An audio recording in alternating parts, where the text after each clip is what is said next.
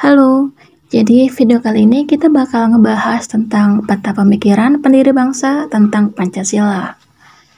Jadi, peta pemikiran pendiri bangsa tentang Pancasila itu seperti kita lagi melihat gimana para orang hebat dulu yang punya ide untuk bikin negara kita berpikir tentang Pancasila. Mereka kumpul, ngobrol, dan berdiskusi supaya bisa menemukan aturan-aturan penting buat negara kita yang baru merdeka ini. Sebagaimana diulas dalam buku PPKN kelas 10, ada banyak anggota BPUPK yang turut menyampaikan pidato pada sidang pertama yang membahas tentang dasar negara Indonesia merdeka. Tidak hanya Muhammad Yamin, Supomo, dan Soekarno, melainkan juga ada Hatta, Haji Agus Salim, Ki Bagus Hadikusumo, dan yang lainnya.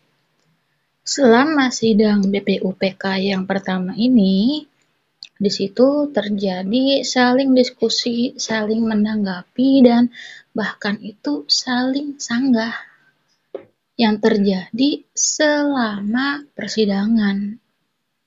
Tapi hal tersebut itu udah jadi sebuah kewajaran dan bahkan menjadi sebuah keharusan. Kenapa jadi sebuah kewajaran dan keharusan? Ya karena merupakan bagian dari proses pembentukan negara Indonesia yang merdeka. Oke, jadi dikatakan kewajaran, ya wajar.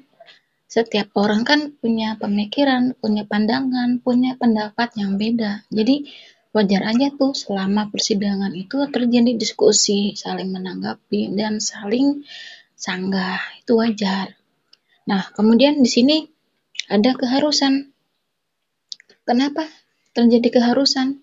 Ya karena yang dibicarainnya ini adalah negara gede, yang bukan dari aspek geografisnya aja nih, tapi juga jumlah populasi, terus sumber daya alam, dan tradisinya juga. Jangan main-main sama Nusantara. Jadi waktu dulu kan namanya Nusantara nih, belum diganti dengan Indonesia. Jangan main-main sama Nusantara. Kenapa? Zaman dulu itu Nusantara udah jadi tempat destinasi sumber rempah-rempah. Juga dia tuh sebagai sebagai tempat persinggahan jalur maritim internasional. Misalnya nih, ada kapal dari Cina pengen ke mana nih? Misalkan pengen ke Amerika, pengen ke mana? Nah, kapal dari Cina ini singgah dulu nih di Indonesia, berhenti dulu di Indonesia, baru kemudian melanjutin lagi perjalanannya. Dan juga kan Indonesia nih menjadi sumber rempah-rempah. Kenapa? Ya waktu zaman dulu aja rempah-rempah tuh udah direbutin nih sama banyak negara. Kenapa? Karena rempah-rempah waktu itu tuh kayak bahan yang langka. Bisa jadi pengawet makanan, bisa dibikin parfum. Jadi semua orang tuh nyari rempah-rempah nih. Makanya pada pengen ngejajah Indonesia. Oke, kan sidang BPUPK yang pertama udah kelar nih. Tapi perbincangan soal dasar negara itu terus dimatangkan baik dalam panitia kecil maupun pada sidang BPUPK yang kedua. Jadi panitia kecil ini dibentuk setelah sidang BPUPK yang pertama yang diketuai oleh Insinyur Soekarno.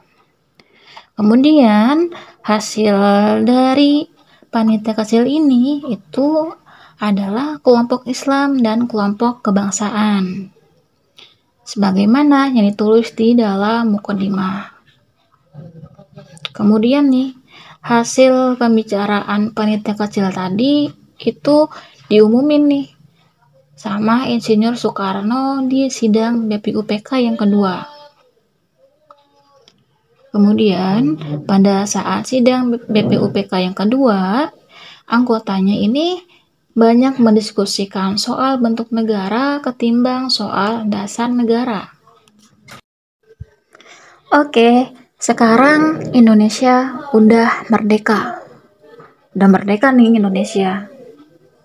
Tapi obrolan atau perbincangan soal dasar negara ini balik viral lagi nih di sidang PPKI yang dilaksanakan sehari setelah kemerdekaan, berarti tanggal 18. Fokus pembicaraan di sidang PPKI itu adalah soal ketuhanan dengan kewajiban menjalankan syariat Islam bagi pemeluk-pemeluknya.